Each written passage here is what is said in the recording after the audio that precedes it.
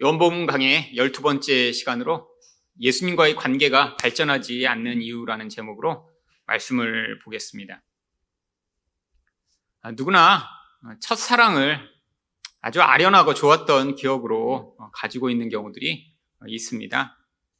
그래서 이런 사람들의 보편적 정서 때문에 첫사랑을 노래하는 그런 노래나 또한 첫사랑을 묘사하는 그런 소설들이 아주 인기가 있죠. 저도 어려서 교과서에 나왔던 소나기, 그 아릇한 첫사랑의 그 이야기가 오랜 시간이 지났지만 제 마음에 기억되고 있습니다. 근데 왜 사람들이 이렇게 첫사랑을 아련한 기억으로 또 그리운 기억으로 가지고 있을까요? 대부분의 첫사랑은 이루어지지 않기 때문입니다. 왜 첫사랑이 이루어지지 않을까요? 사실 첫사랑을 하는 그 사람들의 미성숙함 때문이죠. 여러분, 대부분 첫사랑을 청소년기 끝이나 또 청소년기를 막 지난 그런 20대에 하게 되는데, 사실 이 청소년기를 지나며 사람이란 존재는 바로 이 자기중심적 미숙함이 가득한 상태입니다. 어떤 새로운 것에 대한 열망, 이제까지 채워지지 않던 어떤 사랑에 대한 목마름은 엄청나게 크고요. 어떤 완벽한 대상을 만나 그런 갈망이 채워지기를 열망하는 마음이 크죠. 이런 상황에서 누군가를 만나게 되면 반드시 기대는 실망으로 바뀌고 또한 그 열망은 채워지지 않아 결국 관계가 깨어지게 되는 경우가 많이 있습니다.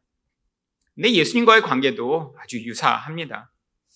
예수님과의 관계를 기억하면 옛날에 참 좋았지. 내가 처음 예수 믿을 때 그때 참 은혜 많이 받았지.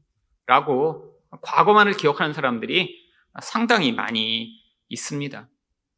옛날을 기억해보면 나도 참 신앙이 좋았던 것 같고 그때는 내 안에 이 예수님에 대한 사랑도 넘쳤던 것 같은 그런 기억들.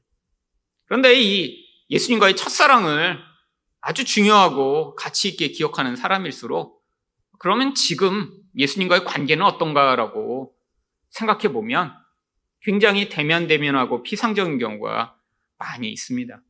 왜 그렇죠? 지금 시간이 지나면서 이 관계가 발전되고 있지 않기 때문이죠. 예수님은 온전하신 분이십니다. 그런데 우리는 예수님과 관계를 맺을 때 바로 이 미성숙한 자기중심성으로 관계를 맺기 시작하죠. 근데 시간이 지나면서 예수님은 변함이 없으신데 우리가 그 관계 안에서 변화되어야 그 관계가 더 풍성해지고 온전해질 수 있는데 우리의 이 미성숙함이 전혀 변화되지 않고 있기 때문에 나중에는 이 관계가 굉장히 불편하고 아무것도 아닌 것처럼 되어버리는 것이 많이 있죠. 그렇다면 예수님과의 관계가 발전되지 않는 이유는 무엇인가요? 첫 번째로 기복적 믿음 때문입니다. 23절 상반절 말씀을 보겠습니다. 6월절에 예수께서 예루살렘에 계시니 많은 사람이 그의 행하시는 표적을 보고, 예수님이 이 6월절에 예루살렘에 가셔서 성전 청결만 하신 것이 아니라 많은 표적들을 행하셨습니다. 그래서 성경은 기적이라고 하지 않고 표적이라고 하는 단어를 사용합니다. 우리 물론 성경에서 나오는 이 표적들은 기적을 동반한 것이죠. 근데 왜 기적이라고 사용하지 않고 표적이라고 쓰는 것일까요? 이 기적은 상식적으로는 생각할 수 없는 아주 기이하고 놀라운 현상을 이야기합니다. 근데 표적이라는 단어는 원래 헬라어 세메이온이라고 하는 단어를 번역한 것으로 영어로 번역하면 그냥 사인이에요, 사인. 여러분, 어디 음식점을 가실 때 여기 무슨 음식점이라고 붙어있는 간판, 사인이라고 하죠. 사실 그 간판이 음식점은 아니에요. 근데 그 간판을 보면 그 자리에 음식점이 있구나라고 어떤 실체를 알려주는 지시표를 사인이라고 부릅니다. 이 표적이라고 하는 단어도 바로 그런 뜻이에요. 그래서 이 원문을 직역해서 번역하고 있는 영어들은 그냥 사인이라고 번역하고 있습니다. 조금 의역해서 번역하는 영어 번역들은 miraculous sign, 기적적인 사인이라고 번역을 하죠. 도대체 무엇을 보여주고 있다는 것인가요? 물론 예수님이 기적을 행하셨습니다. 병자들을 고치시고 또 바람과 바다를 잠잠케 하시는 일을 하셨죠. 놀라운 일이긴 해요. 근데 그게 목적이 아니라는 거예요. 이 기적을 통해 하나님이 그가 누구신가를 우리에게 가르쳐주는 사인으로 그 모든 일들이 일어나게 하셨다는 것이죠. 예수님이 행하셨던 모든 표적은 그가 메시아임을 보여주는 사인이었습니다. 그 표적을 보고 야, 놀라운 일이 일어났구나 라고 감탄하며 저런 일이 나에게도 일어났으면 좋겠다라는 그런 생각을 하도록 그런 일들을 행하신 것이 아니라 이분이 메시아이시구나, 약속하셨던 바로 그분이라는 사실을 가르치는 표징으로 주어졌던 것이죠. 그런데 예수님이 이런 많은 사인들을 행하셨을 때 사람들이 예수님에게 어떻게 반응했나요? 23절 하반절입니다. 그의 이름을 믿었으나. 마치 이런 표징을 가지고 그들이 믿음을 가진 사람이 된 것처럼 표현하고 있습니다. 여러분, 근데 여기서 이 믿음은 성경이 얘기하는 진실한 믿음을 이야기하는 것이 아닙니다. 특별히 여기서 그 이름을 믿었다라고 하는 것은 바로 예수라고 하는 그 이름의 뜻을 그들이 그 이름대로 이분이 행하실 분이구나라는 사실을 받아들였다는 거예요. 예수라고 하는 이름이 무엇이죠? 구원자라고 하는 뜻입니다. 근데 어떤 구원자로 그들은 믿은 것인가요? 나의 인생에서 나의 가난을 해결해주고 나의 문제를 해결해주며 나를 성공시켜주고 나를 부자로 만들어줄 분으로 믿었다라고 하는 것이죠. 아니, 이런 놀라운 기적을 보이는 분이면 내가 따라다니면 나에게도 좋은 일이 일어나지 않을까라고 그분을 믿었다라고 하는 것입니다. 그런데 성경은 이 예수라고 하는 이 구원자가 도대체 무엇으로부터 구원하시고자 하는 그 구원인지를 마태복음 1장 21절에 이렇게 이야기하고 있습니다. 아들을 낳으리니 이름을 예수라 하라. 이는 그가 자기 백성을 그들의 죄에서 구원할 자이심이라 하니라. 여러분, 아주 두 가지 중요한 포인트가 이 안에 담겨 있습니다. 첫 번째는 예수님이 바로 모든 사람들을 위해 바로 그 구원을 베푸시지 않는다는 거예요. 바로 자기 백성들을 위해 구원하신다는 것입니다. 여러분, 하나님이 말씀하시는 세상을 사랑하신 이 세상은 바로 하나님의 백성들이 존재하는 세상이에요. 그냥 아무나, 그냥 모든 사람을 위해 보편적인 그런 사랑을 베풀어 놓고 믿을 자만 아무나 믿으면 그냥 내가 다 구원할게라고 하시는 그런 종류의 사랑이 아니라 하나님이 택하신 사람을 위해 자기 피를 흘리시고 그들을 구원하신다는 것입니다. 근데 뭐에서 구원하세요? 죄에서 구원하시는 것이죠. 여러분, 여기서부터 이 예수님과의 관계가 정말 두 가지 길이 갈립니다. 많은 사람들이 예수님이 이런 놀라운 능력을 행하시고 뭔가 나의 인생에서 좋은 일을 행하실 분이라고 기대를 하죠. 그런데 여기서 더 나아가지 못하는 사람들이 많이 있습니다. 왜죠? 예수님을 자기 욕망의 해결자로밖에 보지 못하는 것이죠. 여러분, 이것을 믿음이라고 할까요? 예, 믿음이라고 합니다. 그럼 믿음에는 여러 종류의 믿음이 있어요. 바로 이런 종류의 믿음은 기복적 믿음이라고 하죠. 자기 욕망을 채우기 위해 무엇인가 의존하는 상태예요. 아니, 그게 실체로 드러나지 않아도 언젠가 좋은 일이 있을 거라고 바라고 소망하는 상태예요. 아니, 모든 사람들은 다 믿음을 가지고 있습니다. 여러분, 지금 이렇게 코인을 하는 청년들이 엄청나게 많다고 그래요. 작년 1년 동안 코인 계좌가 몇백만 개가 새로 개설되었다고 합니다. 대부분의 코인들을 하는 사람들은 20, 30대의 젊은 사람들이죠. 여러분, 그 사람들 다 믿음을 가지고 들어가는 거죠. 어떤 믿음이요? 내가 이렇게 100만 원을 넣으면 언젠가 그게 1억 원이 될 것 같아. 그럼 믿음이 없으면 못 들어갑니다. 사실 나이 든 분들은 믿음이 없어요, 솔직히. 코인에 대한 믿음이 없죠. 너무 불확실해요. 믿음이 없어서 못 들어간 거죠. 저도 믿음이 없어서 못 들어갔습니다. 정말 제가 믿음이 정말 아주 강렬했다면 저도 들어갔을 거예요. 여러분, 100만 원 넣었는데 1억 원 된다는 거 누가 싫어하겠어요? 저도 좋아합니다. 제 100만 원으로 누군가 1억 원을 만들어줄 수 있다면 믿음만 있으면 할 텐데 저는 믿음이 약해서 할 수가 없더라고요. 여러분, 다 사람들은 믿고 있어요. 여러분, 심지어 성경에 의하면 귀신들도 믿음이 있습니다. 야고보서 2장 19절을 보시면 내가 하나님은 한 분이신 줄을 믿느냐? 잘하는도다. 귀신들도 믿고 떠느니라. 여러분, 귀신들도 믿음을 가지고 있대요. 여러분, 이런 종류의 믿음은 무엇인가요? 지적 믿음입니다. 어떤 정보가 확실하다고 받아들이고 반응하는 거예요. 이런 정보적이고 지식적인 믿음은 우리보다 귀신이 더 확실합니다. 우리는 이렇게 예수 잘 믿는다고 하더라도 가끔씩 헷갈릴 때가 있잖아요. 하나님 계신가? 안 계신가? 여러분, 저도 수없이 많이 고민했습니다. 아니, 내 인생에서 고난이 닥치고 문제가 계속 일어나며 기도해도 상황이 변화되지 않을 때 같은 때는 하나님 안 계신 거 아니야, 정말? 아니, 하나님은 계신 것 같은데 그러면 나를 사랑하시지 않는 건 아닌가?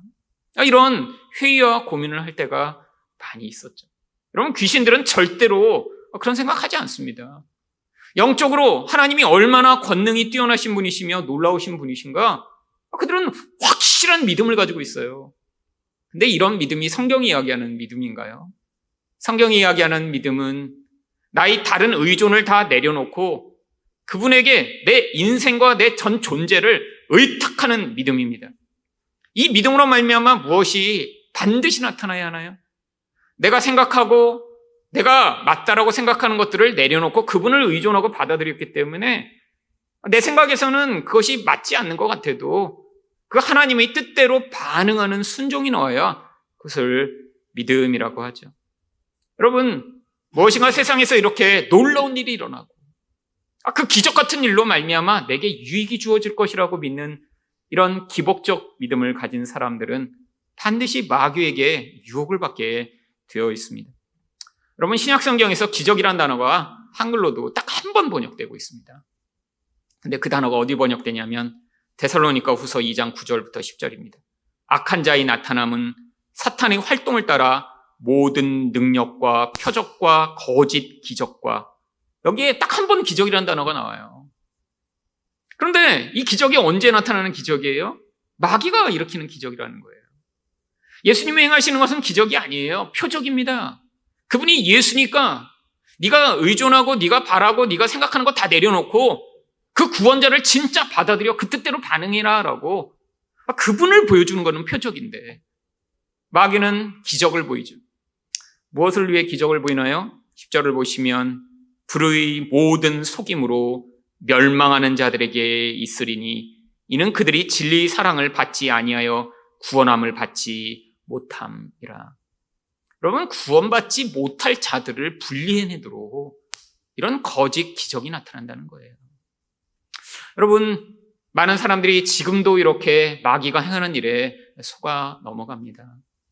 여러분, 한국이든 미국이든 이 인간의 기본적 속성은 유사합니다. 여러분, 미국에서는 한국보다 TV 채널이 훨씬 많습니다. 근데 이제 종교 방송이 엄청나게 많아요. 한국은 서너 개 정도 있는 걸로 알고 있는데요. 미국은 이 종교 채널이, 특히 기독교 채널이 엄청 많습니다. 그게 어떤 기독교 방송국에서 여러 사람을 보여주는 게 아니라 조금 유명해졌다 그러면 자기가 아예 방송국을 차려서 전국에 방송을 하죠. 근데 돈이 엄청나게 많이 든대요. 미국 땅덩어리가 넓으니까요. 한 주 정도의 TV 방송을 하는데 1년에 100만 달러 이상이 돈이 든답니다. 그게 전국적으로 방송을 하는 데는 수천만 달러씩 든대요. 그러니까 막 수백억 원을 투자해야 이게 전국적으로 방영이 되는 거예요. 근데 그렇게 전국적으로 방영을 하는 많은 기독교 전도자들이 있습니다. 여러분, 근데 대부분의 사람들이 어떤 사람인 줄 아세요? 이런 기적을 보이는 사람입니다. 여러분, 한국에도 예전에 번역됐던 성령님 안녕하세요를 썼던 베니 히인이라고 하는 사람이 있죠. 여러분, 전국에 방송되는 기독교 채널을 가지고 있어요. 1년에 수백억 원을 들여서 그 일을 하는 거예요. 왜요? 그렇게 방송을 하면 더 많은 돈을 벌어들일 수 있으니까요. 여러분, 이 베니인이 아직도 영향력을 미치고 있는 것이 무엇 때문입니까?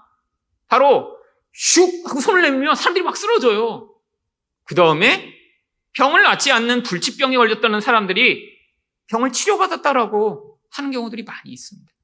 여러분, 근데 실제로 이 베니인 재단에서 일했던 여러 사람이 결국 그 재단을 탈퇴해 많은 사람이 양심 고백을 했습니다. 다 거짓말이라고, 다 속임수라고, 불치병이 나았다라고 하는 그 사람들 다 짜고 한 거라고.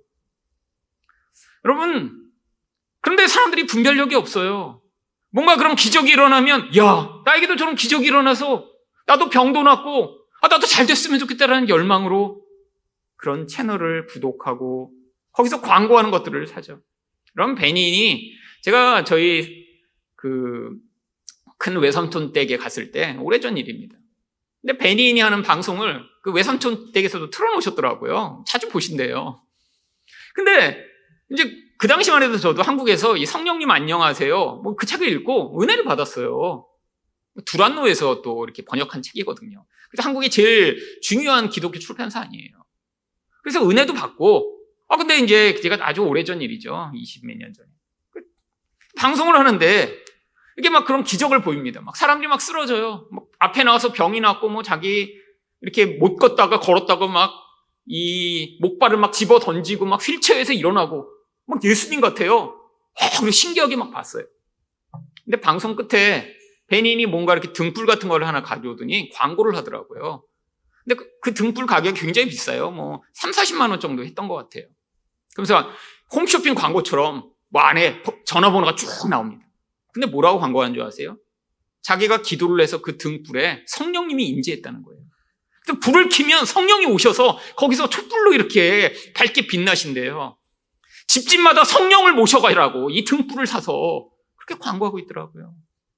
제가 그때 이건 아닌데, 그때는 제가 신학교도 다니기 전입니다. 학생 때였으니까요. 근데 이건 아닌데, 여러분, 근데 아직도 활동하고 있어요. 여러분, 이런 거짓말하는 사람들이 판을 치는 이유가 무엇입니까? 이런 기복적 믿음을 가진 사람들이 교회 내에 너무나 많기 때문이죠. 아직 예수님과 진지한 관계로 나아가질 못했어요. 그냥 뭔가 예수를 믿으면 나에게 좋은 일이 일어날 것 같아요. 아니, 그 예수님의 자리는 부처가 돼도 되고 알라가 돼도 되는 거예요. 그냥 어떤 존재든 힘이 있어서 내가 그를 열심히 추종하기만 하면 나의 인생에서 뭔가 내가 부족한 일이 채워질 것이라고 생각하는 이런 마음들. 여러분, 결과가 무엇인가요? 24절 상반절을 보시면 예수는 그의 몸을 그들에게 의탁하지 아니하셨습니다. 사람들은 예수님을 믿었대요. 근데 예수님은 그들에게 자기 몸을 의탁하지 않으셨어요. 여기 이 의탁하다라고 하는 단어가 믿는다라고 하는 똑같은 단어를 한글로는 의탁하다라고 번역한 것입니다. 무슨 얘기예요? 사람들은 예수님을 믿었는데 예수님은 그들을 믿지 않으셨대요. 관계가 형성 안 되는 것입니다. 믿음이라고 하는 이 특별한 관계가 형성돼 그와 우리 안에 세상에서 이 눈으로 보는 영역에서는 찾아볼 수 없는 그런 특별한 종류의 믿음과 관계와 그런 은혜가 그 안에 있어야 되는데 예수는 그들과 관계를 맺으실 수 없었다라고 하는 것이죠. 여러분, 이게 안타까운 일입니다. 많은 사람들이 예수를 믿는다고 그래요. 아니, 그런 사람들이 모인 교회들이 굉장히 많죠. 수십만 명이 모인 교회도 한국에 있습니다.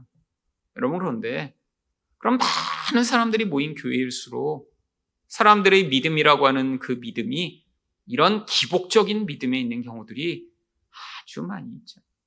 여러분, 그런데 우리는 그런 믿음이 전혀 없나요? 아니요. 여러분, 이게 아주 필요 없는 믿음이 아닙니다. 예수 그리스도와 관계를 맺게 만드는데 가장 기본적인 믿음이 이 믿음이에요. 처음부터 예수 그리스도가 나의 죄를 해결하시는 분이시며 이 죄가 얼마나 무섭고 참혹한 것인가 깨달아 그분을 구세주로 받아들이는 경우는 아주 드뭅니다. 처음에는 예수와 관계를 맺을 때 뭔가 나의 인생에서 이분이 도와주시겠지, 내가 힘들 때 그분이 도움을 받으면 좋겠다라는 이런 갈망으로 시작하죠. 근데 이게 관계의 시작점이라는 거예요. 여기에 머물러 있으면 안 된다는 거예요. 여러분, 예수님을 이렇게 믿었던 많은 사람 중에 바로 그 다음 장인 3장에서는 한 사람이 그 단계에서 더 나아가는 것을 보여줍니다. 바로 니고데모입니다. 요한복음 3장 2절을 보시면 그가 밤에 예수께 와서 이르되 랍비여, 우리가 당신은 하나님께로부터 오신 선생인 줄 아나이다. 하나님이 함께 계시지 아니하면 당신이 행하시는 이 표적을 아무도 할 수 없음이니이다. 여러분, 이 니고데모도 그 표적을 보고 나도 기적을 경험하면 좋겠다가 아니라 이 일은 하나님이 아니면 하실 수 없는데 그렇다면 이분을 통해 하나님이 도대체 무슨 일을 하고 계시는 것일까? 그 궁금증에 예수께 나옵니다. 예수와 더 깊은 관계로 나아갈 수 있는 그런 길이 열리는 것이죠. 여러분, 하지만 이 기복적 믿음에 머물러 있으면 어떤 결과가 나타나나요? 바로 요한복음 6장 14절과 15절을 보시면 그 사람들이 예수께서 행하신 이 표적을 보고 말하되, 예수님이 오병이어의 기적을 보이셨어요. 정말 놀라운 일이죠. 그런데 그때 사람들이 어떻게 반응합니까? 이는 참으로 세상에 오실 그 선지자라 하더라. 바로 모세가 만나와 메추라기로 먹였던 것처럼 이제는 우리에게 모든 먹을 것을 해결할 그런 분이 왔구나라고 생각한 것입니다. 그랬더니 사람들이 어떻게 해요? 15절을 보시면 그러므로 예수께서 그들이 와서 자기를 억지로 붙들어 임금으로 삼으려는 줄 아시고 다시 혼자 산으로 떠나 가시니라. 여러분, 예수님이 그들을 버리고 가버리세요.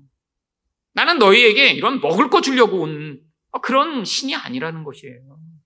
관계가 형성이 안 됩니다. 여러분, 많은 사람들이 아직도 이렇게 예수를 추구하죠. 그래서 예수님이 이들에 대해 요한복음 6장 26절에 뭐라고 말씀하시나요? 예수께서 대답하여 이르시되 내가 진실로 진실로 너희에게 이르노니 너희가 나를 찾는 것은 표적을 본 까닭이 아니요 떡을 먹고 배부른 까닭이로다. 여러분, 이 배가 채워지는 이 가장 기본적인 욕망. 여러분, 그래서 배부르게 되면 그 욕망으로 인간은 만족하고 행복하나요? 여러분, 욕망은 끝이 없습니다. 여러분, 정말 제가 어렸을 때만 해도 이렇게 먹는 것도 정말 풍족하지 않았죠. 아니, 지금 아이들을 보면, 야, 저런 건 정말 어려서 한 번 먹었으면 정말 생일날에도 잘 먹기 힘든 건데 어떻게 저렇게 풍요하게 먹나. 어려서 저도 기억납니다. 이렇게 주스 같은 거 먹고 싶어서 하는데 그런 게 어디 있어요. 그래서 기껏해야 여름에 이렇게 설탕물 타먹는 게 정말 사치였죠.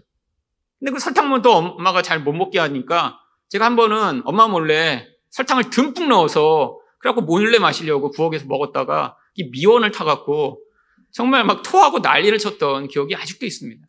다행히 부엌도 그때는 집 이렇게 밖에 신발 신고 가는 데 있었어요. 그리고 바닥에다 정말 다 개워내고 나중에 이제 엄청나게 혼나고 막 물로 다 치우고 막. 여러분, 이 단 거에 대한 욕망.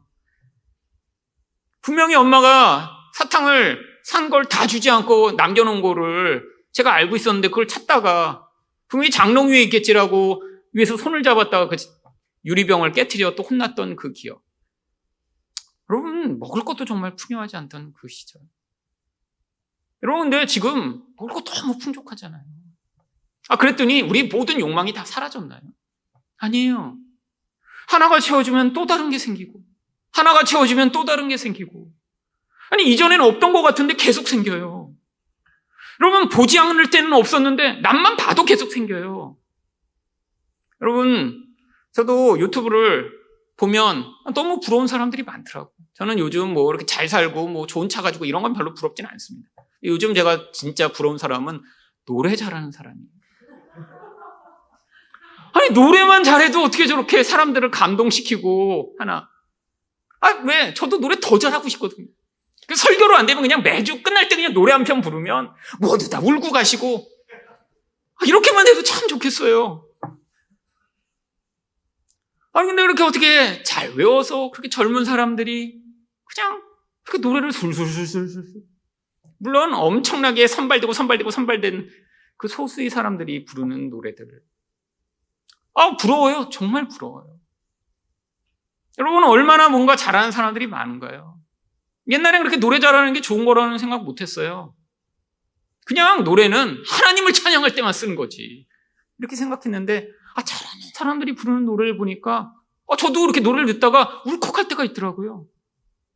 나도 저렇게 노래 잘하면 얼마나 좋을까. 여러분, 욕망이 자꾸 생깁니다. 욕망. 여러분, 예수님이 그래서 우리 안에 이 무적인 것 같은 욕망을 하나하나 만족시키 주시기 위해 오신 것이 아니라는 거예요. 여러분, 그 욕망을 근원에서 해결받지 못하면 지금 당장은 난 이것만 있으면 좋겠지, 이 문제만 해결되면 좋겠지라고 하는데 그게 끝이 아니라 우리 인생은 더 깊은 목마름에 시달리게 되어 있죠. 여러분, 결국 무슨 일이 벌어지나요? 예수님이 내가 원하는 것을 채워주시지 않는다는 이 생각에 사로잡혀 있으면 결국 요한복음 6장 66절에 그때부터 그의 제자 중에서 많은 사람이 떠나가고 다시 그와 함께 다니지 아니하더라. 아니, 그냥 예수님을 호기심에 따라다녔던 사람들이 아니에요. 제자라고 부릅니다. 여러분, 성경에서 제자라고 부르는 건요, 그와 숙식을 같이 하고 내가 그처럼 되겠다라고 자기 생업을 버리고 따라다녔던 사람이에요. 물론 12제자들은 아니죠. 그 외에 더 많은 사람들이 내가 당신을 스승으로 섬기며 따라다니겠습니다라고 왔는데, 근데 그들이 어떻게 됐어요? 다시는 예수와 함께 하지 않았대요. 왜? 아니, 예수가 내가 원하는 것을 채워주지 않기 때문이죠. 여러분, 앞으로 한국 기독교는 더 많은 어려움을 겪게 될 것입니다. 왜요? 제가 보기엔 한국 기독교 내에 아직도 이런 기복적 수준에서 예수를 믿고 있는 사람들이 너무 많기 때문이에요. 여러분, 그런데 지금은 이제 예수가 아니라 다른 것이 그 예수 자리를 얼마든지 대체할 수 있습니다. 무엇이요? 돈이요.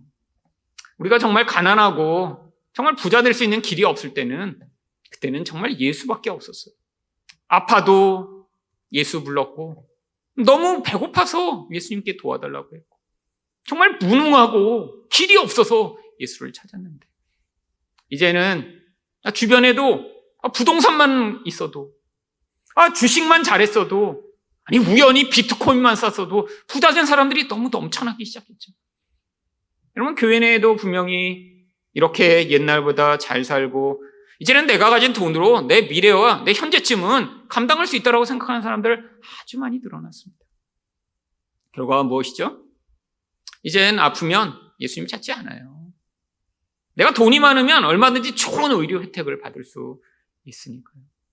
아니, 돈만 있으면 내 자녀의 미래가 이제는 그 돈에 따라 얼마든지 좌우됩니다. 이제는 좋은 학교 가는 것이 정말로 부모가 얼마나 많은 재산을 그 아이에게 투자했냐에 따라 결과가 달라지는 세상이 됐어요. 돈이 하나님의 자리에 서게 된 것이죠. 여러분, 이젠 사람들이 더 이상 그 갈망을 가지고 예수를 찾지 않습니다. 우리가 결핍되었을 때는 그 결핍으로 말미암아 예수 찾다가 그 자리에서 인격도 잘하고 신앙도 잘하고 예수를 만나는 경험을 하며 신앙이 성장한 사람들이 있었는데, 이제는 더 이상 그 결핍을 예수를 통해 채우려고자 하는 시도조차 하지 않으며 많은 풍요가 많은 사람들을 예수님과 관계 맺기 전에 더 이상 예수와 함께하지 않는 자리로 몰아가고 있는지도 모릅니다.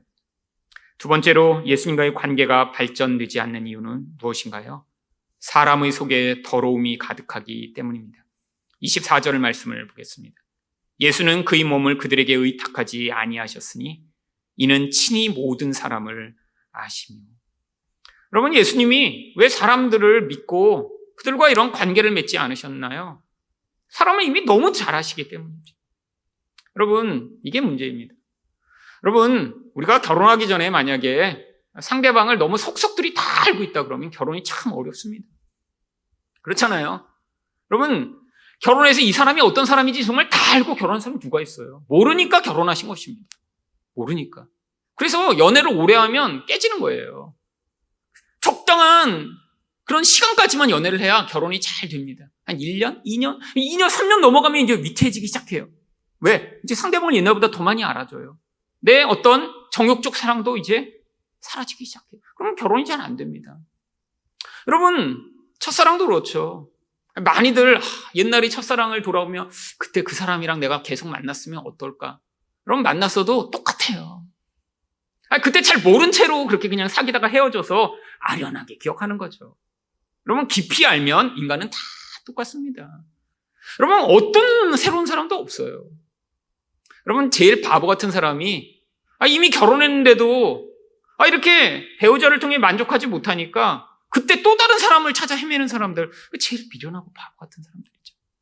여러분, 100명을 만나도 소용없습니다. 인간이라는 존재는 바로 다 이기적이고 결국 다른 존재를 통해 나의 이기심을 충족하고자 하는 그런 욕망을 가진 존재이기 때문에 관계가 깊어지면 반드시 충돌하게 되어 있고요. 문제가 생기기 마련이죠. 여러분, 그런데 예수님은 특별히 사람들을 왜 의지하지 않으셨는지 25절 상반절이 이렇게 얘기합니다. 또 사람에 대하여 누구의 증언도 받으실 필요가 없었습니다. 사람의 속에 있는 걸 아셨는데 그 핵심이 무엇이냐면 사람들이 증언이 필요 없으시다라는 거예요. 무슨 증언이 필요한 거예요? 여러분, 지금 예수님은 무명입니다. 영향력을 미치지 못하고 있어요. 그런데 이 예수님이 이 이스라엘에서 이렇게 구원자로 등장하기 위해서 꼭 필요한 게 무엇인가요? 대중의 인정입니다. 여러분, 그런데 이게 모두에게 마찬가지예요. 유명해진다는 건, 이제 사람들이 많이 나를 알고 인정해준다는 건 결국 그 나머지를 다 얻게 되는 굉장히 중요한 것이죠. 이런 무명이었다가 이름을 알리게 되면 돈과 명예와 인기가 한꺼번에 다 찾아오게 됩니다. 그럼 이게 모든 사람이 원하는 거 아닌가요? 유명해지는 거예요. 사람들에게 인기를 얻게 되는 거예요. 사람들이 나를 멋진 사람으로 인정해 주는 거예요. 이게 뭐 연예인만 가수만이 원하는 건가요? 우리도 다 열망하고 있습니다. 많은 사람들이 나를 괜찮은 사람으로, 훌륭하고 멋진 사람으로 봐주길 원하는 거예요. 여러분, 이건 소수만 그런 게 아니에요. 지금 젊은이들은 그래서 다 페이스북이나 인스타그램 하는 거예요. 자기 본 모습을 올리지 않고 그래서 거기에 수백 장 사진 찍은 뒤에 보정하고 가장 예쁜 사진을 올려서, 그래서 자기가 이렇게 멋진 존재라고 모르는 사람에게까지도 좋아요를 받기 원하는 이 열망. 예수님은 근데 그럴 필요가 없다라고 하는 것이죠. 왜? 25절 하반절을 보시면 이는 그가 친히 사람의 속에 있는 것을 아셨습니다. 여러분, 사람만 아신 게 아니라 사람의 속에 무엇이 있는지 아셨다는 거예요. 무엇이 있는지 어떻게 아시나요? 지금 사람들이 누군가를 인정하고 누군가 멋지다고 환호하는 그 모든 것마저도 그 사람을 통해 나의 욕망을 이루고자 하는 무서운 자기 중심적 욕구에서 발현된 것임을 아셨다는 거예요. 이게 예수님이 보시는 가장 큰 더러움입니다. 관계를 깨트리는 가장 무서운 독이에요. 여러분, 부부관계나 부자관계나 다 마찬가지입니다. 어떤 관계도 마찬가지예요. 다른 사람이 나를 이용해 자기 욕망을 이루려고 한다는 사실을 알게 되면 그 관계는 깨지게 되어 있습니다. 여러분, 세상에서도 그렇잖아요. 아무런 그런 이유가 없이 누군가 나를 돕는 경우 잘 없잖아요. 근데 어떤 도움을 받게 되면 그때 우리는 감동합니다. 지난주에 제가 어떤 이제 프로를 보는데 이제 어떤 판사가 되신 분인데 장님이에요. 이제 시각장애인인데 이제 판사가 되셨는데 프로에 나오셨더라고요. 그런데 이분은 뭐 어려서부터 눈이 안 보였던 게 아니라 아마 군대 가서 사고로 시력을 잃은 것 같아요. 이런 경우는 정말 그 다음 인생을 제대로 살기도 쉽지 않은 것인데 이분은 그걸 극복해내셨어요. 처음부터 다시 걷는 거 뭐 이런 걸 하나하나 다시 배운 거예요. 그래갖고 대학교를 복학해서 졸업을 하고 그다음 로스쿨을 마친 뒤에 그 다음에 판사까지 됐어요. 근데 그 과정에서 얼마나 힘들었을까요? 생각해 보세요. 평생 그냥 눈으로 보던 사람이 갑자기 눈이 안 보이면 저는 그냥 인생이 파괴될 것 같아요. 집 밖에도 못 나올 것 같아요. 그런데 이분은 그걸 극복했는데 그게 혼자 힘으로 극복한 게 아니더라고요. 여러분, 학교에서 강의를 들어야 되는데 친구들이 그 강의를 그냥 책을 볼 수가 없으니까 다 타이프를 해서 준 거예요. 너무 두꺼운 책은 나라에서 도움을 받아 그걸 다 이렇게 컴퓨터 파일로 바꾸어서 그걸 음성으로 다시 들을 수 있게 변환한 그런 도움을 받기도 했는데 그렇지 못한 것들은 친구들이 도움을 엄청 받은 거예요. 로스쿨에 가서도 친구들이 자기를 데리고 다니고 수업 강의를 다 녹취해갖고 전해주고 계속해서 도움을 줬던 거예요. 근데 이 판사분이 와서 우는 거예요, 거기서. 근데 그 눈물이 진짜 고마운 눈물이에요. 그 친구들한테는 아무것도 아닌 도움이었을지 몰라도 그냥 나랑 밥 한 번 먹어준 것일지 몰라도 그 도움 때문에 제가 이 자리에 설 수 있었습니다 하면서 엉엉 우시더라고요. 그게 진짜 도움을 받은 사람의 마음이죠. 여러분, 근데 정반대의 경우가 어떤 경우인가요? 누군가 나를 이용해 먹으려고 한다는 것을 알았을 때. 아니, 결혼해서 보니까 아내가 나를 돈벌이 기계로 그냥 바라보고 있다는 것을 알았을 때. 그럼 얼마나 좌절할까요? 아니, 남자가 나를 여자의 경우에 성적 대상으로만 바라본다는 것을 알았을 때. 여러분, 이때 정말로 우리는 마음이 상처를 입고 고통을 겪습니다. 여러분, 바로 예수님이 이걸 하신 거예요. 인간의 마음을 열어보고 그 속에 있는 걸 보셨더니 아니 하나님을 그냥 자기 욕망의 대상으로만 바라보며 내가 원하는 걸 채워줄 그런 대상으로만 바라보며 그래서 그게 일치하면 환호성을 지르고 하나님이라고 부르고 헌신해야겠다라고 하면 그 속마음을 보시고 나서 예수님이 그들과 관계를 맺지 못하신 것입니다. 여러분 요즘 아주 인기 있는 가수가 있습니다.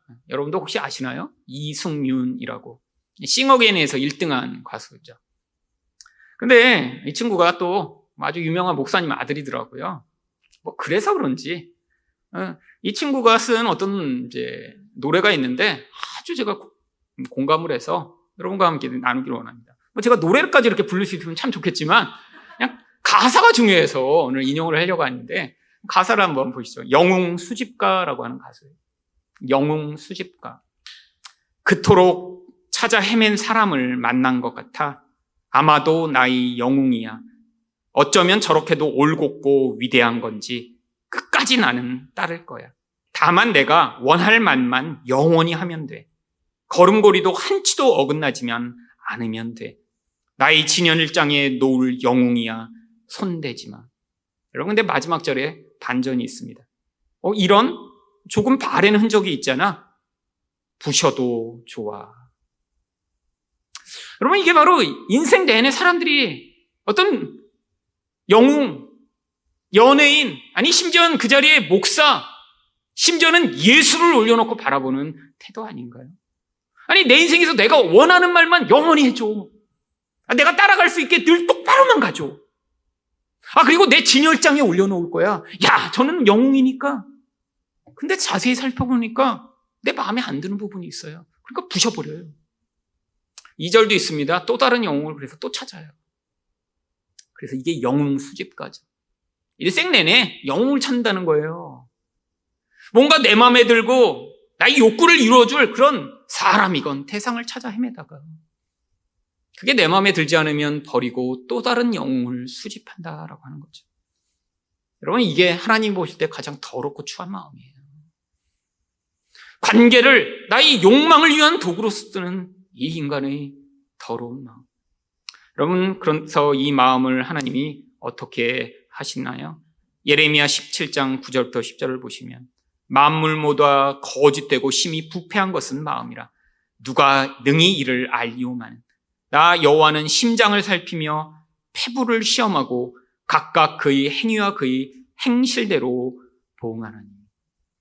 우리 하나님이 이 마음을 아시기 때문에 그거에 따라 반응하십니다. 여러분 이 마음은 이렇게 고쳐서 좀 좋아질 수 있는 마음이 아니에요. 이 마음은 우리 안에서 잘려나가야 되고 사라져야만 합니다. 왜? 이 마음이 바로 예수를 십자가에 못 박은 더러운 마음이기 때문이죠. 여러분 예수님을 왜 사람들이 십자가에 못 박았나요? 내가 원하는 모습이 아니라 그래요. 이스라엘을 로마로부터 해방시켜줄 그런 강력한 구원자를 기대했는데 그런 모습이 아니어서 그래요. 자기들이 종교적 그런 지위를 위협하던 분이라 그들은 분노하고 미워해서 예수를 십자가에 못 박았습니다. 여러분 우리도 똑같아요. 여러분 예수를 믿으면서 여러분이 욕망이 이루어지지 않는 경험 많이 하시죠? 여러분 우리 간절한 욕망을 우리가 기도로 올려드릴 필요가 있습니다. 여러분 기도로 많이 하다 보면 여러분 어떤 생각 드는 줄 아세요? 이렇게 똑같은 기도를 내가 10년째 하고 있는데 여러분 그런 거 많지 않으세요? 근데 그걸 자세히 들여다보면 그 기도가 정말로 하나님의 나라와 의를 구하는 기도가 아니라 어쩌면 나의 욕망을 투영한 기도일지도 모르죠. 여러분 그래서 기도하면서 뭘 해야 되냐면 그 기도가 만약에 이렇게 나의 욕망이며 나의 근원적인 하나님을 동원해서라도 나의 욕구를 이루고자 하는 것이라면 그것을 십자가에 가지고 나가 못 박아야 합니다. 그래서 갈라디아서 5장 24절은 그리스도 예수의 사람들은 육체와 함께 그 정욕과 탐심을 십자가에 못 박았느니라 라고 이야기를 하는 것이죠. 여러분 우리 인생 가운데서 나의 욕망이 좌절될 때마다 그 욕망을 십자가에 가지고 못 박는 일을 자주 하는 사람일수록 어떤 결과가 주어지나요? 그 욕망이 이루어져서 얻게 되는 일시적인 만족보다 훨씬 더 크고 풍요한 바로 이 예수 그리스도와의 온전한 관계로 나아갈 수 있는 길이 열리게 되는 것입니다. 여러분, 혹시 여러분도 아직도 이런 좌절과 예수 그리스도 때문에 내 욕망이 이루어지지 않아 관계가 점점 소원해지는 그런 자리에 서 계신 것은 아닌가요? 여러분, 우리 마음을 잘 돌아보셔야 합니다. 제 인생 가운데도 정말 20대 때까지는 정말 내가 원하는 것을 이루어달라고 늘 하나님께 헌신하고 애를 쓰며 기도했습니다. 근데 30대가 됐더니 그렇게 열심히 기도하고 열심히 간구하며 하나님의 그런 은혜와 능력을 구했는데 내가 원하는 것이 이루어지지 않아 제 안에 정말 심한 갈등을 경험하던 시절을 지나갔죠. 왜 갈등이었을까요? 제 원리에는 우리 하나님이 내가 이렇게 헌신하고 열심을 부이면 내가 원하는 것을 주셔야 된다고 생각했기 때문이죠. 여러분, 내 그런 과정을 지나가며 하나님의 말씀을 보고 그 말씀을 적용하며 무엇을 깨달은 줄 아세요? 하나님이 내게 주시고자 하는 게 이런 단순한 욕망을 만족시켜줘. 내가 배부르고 편안하고 건강한 수준으로 나를 만드시는 것이 아니라 진짜 그런 것들이 없어도 바울 사도처럼 내가 궁핍에도 처하고 부유에도 처할 줄 알아. 자족함을 배울 수 있는 예수 그리스도 안에서 어떤 경우에도 만족하여 그 예수와 이 세상이 줄 수 없는 그 진짜 평안과 진짜 안정과 진짜 기쁨을 맛보는 자리에 서기를 원하시는 것이구나라는 사실을 배우게 된 것입니다. 여러분, 그 자유의 자리로 나가는 그 은혜, 바로 우리가 이제 예수와의 이 깊은 관계로 나아가는 그 유일한 방법만이 가능한 것이죠. 예수 그리스도와 이렇게 아직도 깊은 관계로 발전되고 있지 않으신 분이 계시다면 여러분의 기도와 욕망을 돌아보셔서 십자가에 여러분의 욕망을 못 박아 예수 그리스도 안에 더 풍요를 누리는 여러분 되시기를 축원드립니다.